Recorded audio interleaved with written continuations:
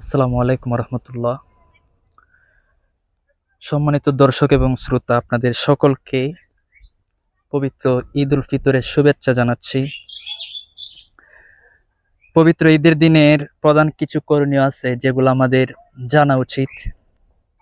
ফজরের পরে গোসল করতে হবে, সুগন্ধি মেখে সাধ্যমতো সুন্দর পোশাক পরিধান করতে হবে, নতুন পোশাক নয়। রাসূলের নির্দেশ হলো উত্তম পোশাক। ঈদ উল ফিতরের ক্ষেত্রে ঈদগাহে যাওয়ার আগে মিষ্টিমুখ করে এবং সাদকাতুল ফিতর যেটা ফিতরা, এটা আদায় করতে হবে। এটা ঈদের নামাজের আগে আদায় করে নিতে হবে। রাসূল সাল্লাল্লাহু আলাইহি সাল্লাম বলছেন, কেউ যদি এটা ঈদের নামাজের আগে দিয়ে দেয় তাহলে এটা সদকাতুল ফিতর হিসাবে গ্রহণীয় হবে। এবং আর যেটা যদি ঈদের পরে করে, নামাজের পরে, তাহলে সেটা সাধারণ যে আমরা দান সদকা করি এরকম হয়ে যাবে। ঈদগাহে হেঁটে যাওয়া এটা আল্লাহ রসুলের সুন্নত। এক পথে গিয়ে আল্লাহ রসুল আরেক পথ দিয়ে আসতেন, এটা মনে রাখতে হবে। এবং উচ্চস্বরে তাকবীর দিবেন, আল্লাহু আকবার আল্লাহু আকবার। এই তাকবীর যেটা সম্পূর্ণটা আপনার দিবেন। ঈদের আগের রাত আপনি কি করবেন? ছাদ রাত থেকে ঈদের আমেজ শুরু হয়। এই রাতে ইবাদত করা, নফল নামাজ, কোরআন তেলাওয়াত, জিকির অত্যন্ত সওয়াবের কাজ। তাহলে এই রাতের অনেক ফজিলত। এই রাতের পরিষ্কার পরিচ্ছন্নতা, ঈদের দিন সকালে ফজরের নামাজের পর গোসল করা, মিসওয়াক করা এবং সুগন্ধি বা আতর ব্যবহার করা সুন্নত। এগুলো আমাদের জানা দরকার। উত্তম পোশাক পরিধান করা, নিজের সাধ্যমতো পরিষ্কার ও সুন্দর পোশাক। নতুন পোশাক এটা না, উত্তম হতে হবে এবং পরিষ্কার যেতে হয়, সুন্দর যেতে হয়।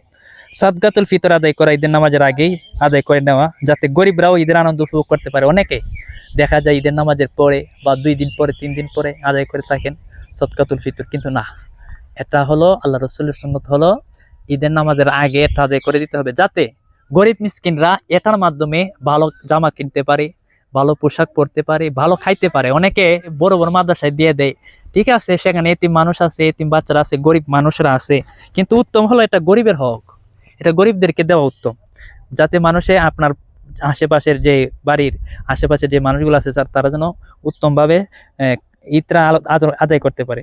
তাকবীর পাঠ, ঈদগাহে যাওয়ার পথে এবং ঈদগাহে উচ্চস্বরে তাকবীর বলা, আল্লাহু আকবার আল্লাহু আকবার, লা ইলাহা ইল্লাল্লাহু, আল্লাহু আকবার আল্লাহু আকবার, লিল্লাহিল হামদ। ঈদগাহে যাতায়াত যেটা বললাম, এক রাস্তা দিয়ে আসবেন আর এক রাস্তা দিয়ে যাবেন। নামাজ ও খুতবা, ঈদগাহে ঈদের 2 রাকাত নামাজ আদায় করা এবং নামাজ শেষে খুতবা মনোযোগ দিয়ে শোনা।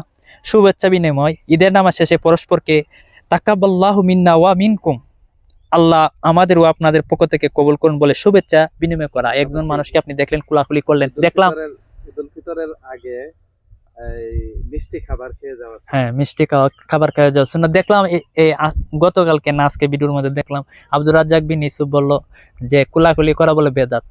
নাউজুবিল্লাহ। অথচ আল্লাহ রাসূলের সুন্নাত এগুলা, মহব্বত বাড়ে। হ্যাঁ, এরপরে তাকাব্বাল্লাহু মিন্না ওয়া মিনকুম, এটা বলতে হবে। আল্লাহ আমাদেরও আপনাদের পক্ষ থেকে কবুল করুন এবং আমাদের মধ্যে মহব্বত তৈরি করুন, এই বলে শুভেচ্ছা জানানো। প্রয়োজনে আপনি হ্যান্ডশিপ করলেন, মুসাফা করলেন, মা বাবা বড়দেরকে কদমবুসি করবেন, এর মাধ্যমে মা বাবার দোয়া নেওয়া হয়।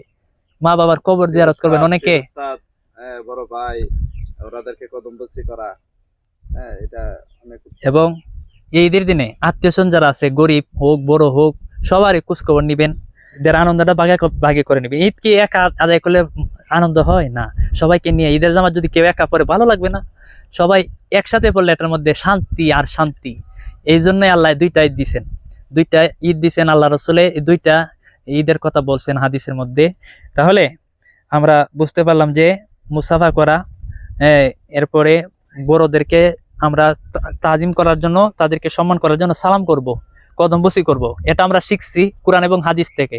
কোরআন ও হাদিসের মধ্যে এটা আছে, সহিহ হাদিস দ্বারা এগুলো সাব্যস্ত। এবং কবর জিয়ারত করবেন, মনে রাখবেন কবর জিয়ারত করবেন ঈদের দিন, সবাই কবর জিয়ারত করবেন।